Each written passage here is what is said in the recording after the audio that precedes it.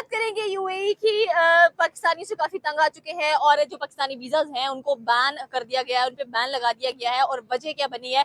दोस्तों, क्या शर्मिंदगी की बात है पाकिस्तानी जो यूएई में बैठे हैं कि पाकिस्तानियों को एक अपॉर्चुनिटी दी जाती है यूएई के अंदर कि वो वहाँ पे जाएं, वहाँ पे जाके रोज़गार तलाश करें, अपने मुल्क का नाम रोशन करें, अपनी फैमिली को जो है वो खुशहाल करें और आपकी जो स्किल्स हैं वो दूसरे मुल्क में वो जाके दें। हमारे लोग क्या करते हैं कि हमारे लोग वहाँ पे जाके प्रोपेगेंडा शुरू कर देते हैं। यूएई ने पाकिस्तान के वीज़ा बैन कर दिए हैं। मतलब कोई तसव्वुर कर सकता था कि यूएई भी पाकिस्तान के वीज़ा बैन करेगा?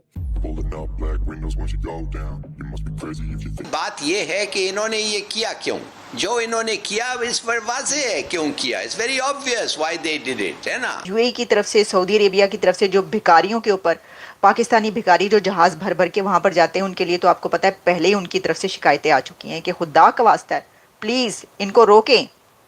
अल्लाह हबीबी, ये क्या हो रहा है, रोको वरना हम इनको यल्ला यल्ला कर देंगे। वो जब किसी को धुतकारना होता है तो वहाँ पे अरबियों का स्टाइल है यल्ला यल्ला कहने का। बिल्कुल फ्री वीजा है, वीजा ऑन अराइवल है।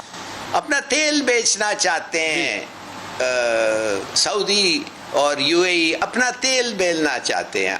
अब वो तेल किसको बेचेंगे? दुनिया में हर मुल्क के लिए ऑलमोस्ट यूएई का वीज़ा ऑन अराइवल। और पाकिस्तानी किस चीज़ में इन्वॉल्व हैं? चोरी, चकारी, एम्बेजलमेंट, फ्रॉड, बैगिंग, मतलब मांगने में। मतलब लोग यहाँ से 70-80 हज़ार, लाख, 1.5 लाख रुपए की टिकट लेके दुबई में जाके मांगते हैं कि रियाल में पैसा मिलेगा या दिरहम में पैसा मिलेगा। ये क्या बात हुई भाई? अब वो तेल बेचेंगे बड़े मुल्कों को और हिंदुस्तान को बेचेंगे। ये है इनका पूरा खेल। जिसे सुनकर मैं तो हैरान ही रह गई। मतलब मैं तो अभी अपने यहाँ के भिखारियों से तंग थी। वो वाले भिखारी भी जो गवर्नमेंट के और बाकी इदारों में हैं और जा जाकर लोगों से पैसा मांगते हैं, यानी डिफरेंट कंट्रीज में, वो भिखारी भी जो पाकिस्तान के अंदर रहते हैं, और वो भिखारी भी जो कुछ मेरा पैसा ठग के ले गए। लेकिन अभी मैंने अजीब सी खबर सुनी, प्रोस्टिट्यूशन में इन्वॉल्व है, ड्रग रिलेटेड क्राइम्स में इन्वॉल्व है। और उन्होंने पाकिस्तानी एम्बेसडर को बुला के, जारी बात है जब एम्बेसडर को ये बुलाया जाए कि आपके लोग इस तरह की हरकतें कर रहे हैं, हम वीज़ाज रिस्ट्रिक्ट कर रहे हैं या बैन कर रहे हैं कुछ लोगों के लिए। मुझे रिसेंटली किसी ने बात बताई, मैंने कहा यार दुबई जाने की बात हुई कि मौसम बड़ा अच्छा है, दुबई जाना चाहिए। उन्होंने कहा जी आपकी उम्र कितनी है? मैंने कहा जी क्यों? उसने कहा आजकल छोटी उम्र के लोगों को वो वीज़े नहीं दे रहे, जिनकी उम्र 50 के अराउंड है उनको वीज़े दे रहे हैं। मैं कहा अली मैं एडा बुढ़ा तो नहीं होया, but the point is that कि ये कोई बात तो नहीं है कि मतलब अगर कोई बंदा जाना चाहता है and if he has a valid passport he should be allowed. मैं अक्सर पाकिस्तान के एयरपोर्टों के ऊपर मैं शो डालता था जब एयरपोर्ट के हकाम जो है वो पाकिस्तानियों के वीज़े चेक करते थे और पूछते थे, सवाल जवाब करते थे। मैं समझता था बड़ा गलत करते हैं, मुझे गुस्सा आता था। एक दफ़ा तो मैं एक इमिग्रेशन के बंदे के साथ मैंने थोड़ी सी सख्ती से बात की। मैंने कहा आप ऐसे क्यों करते हैं?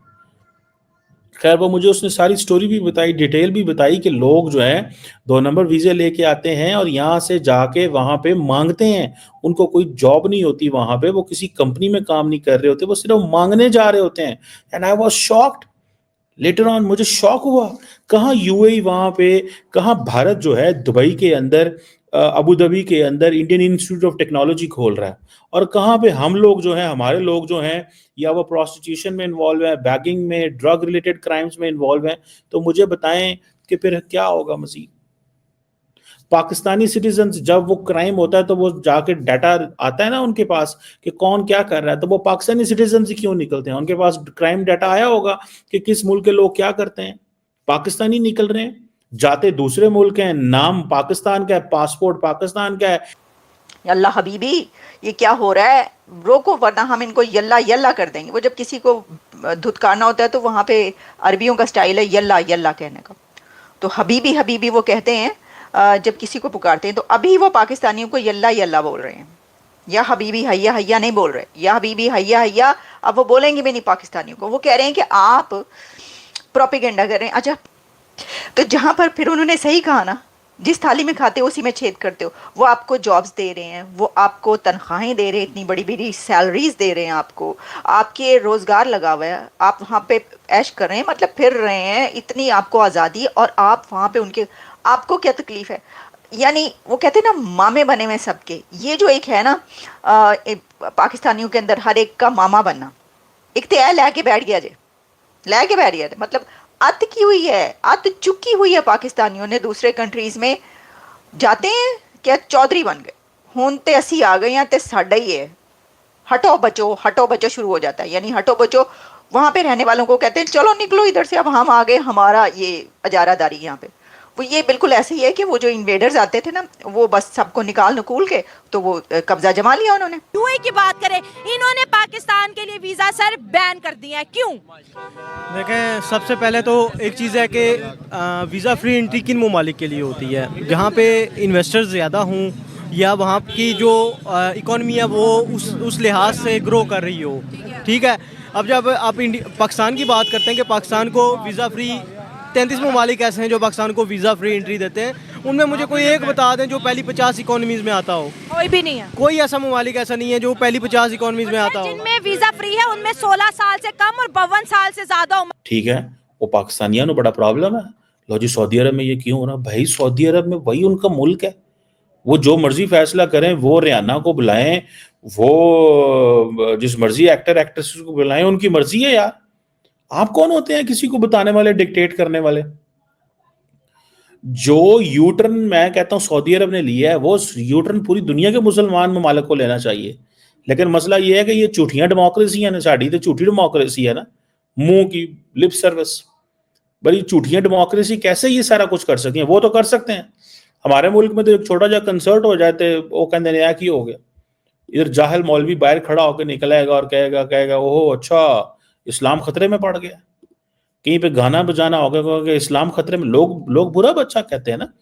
बच्चे आज के ज़माने में दे बिलीव कि यार हर बंदे के हाथ में गैजेट है, कोई म्यूज़िक सुनना चाहता है, कोई तफरीह करना चाहता है, कोई कव्वाली सुनना चाहता है, कोई अपना टैलेंट जो है वो दिखा रहा है, कोई कुछ कर रहा है, कोई कुछ कर रहा है। तो आप कौन होते हैं? आप कौन हैं? ठीक है, अगर यूएई और सऊदी अरब एक प्रोग्रेसिव इस्लामिक कंट्री बनना चाहते हैं and they believe those who want to pray religion they are supposed to practise Islam, आप प्रैक्टिस करें। आप सिनागॉग जाएं, आप मंदिर जाएं, आप गुरुद्वारे जाएं, आप जिधर दिल करता है चर्च जाएं। अब अगर वो लोगों को ये चॉइस दे रहे हैं तो आपको किस चीज की तकलीफ हो रही है? तुम कौन से बेहतरीन मुसलमान हो? अगर इतनी मुसलमान हो तो ये प्रोस्टिट्यूशन में क्यों इन्वॉल्व हो?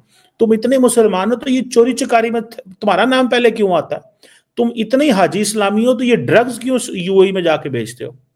अगर आप लोग इतने मुसलमान हैं तो ये बकारी बन के क्यों वहां पे बैठे हुए हैं भाई? आप उनको बता रहे हैं कि हमने मुल्क कैसे चलाना है। You are telling the Emiratis and Saudis how to run the country. आप उनको बता रहे हैं कि मुल्क कैसे चलाना है। और what a shame for us कि हमारी अपनी moral Pulling up black windows once you go down. You must be crazy if you think. Pulling up black windows once you go down. You must be crazy if you think. Pulling up black windows once you go down. You must be crazy if you think.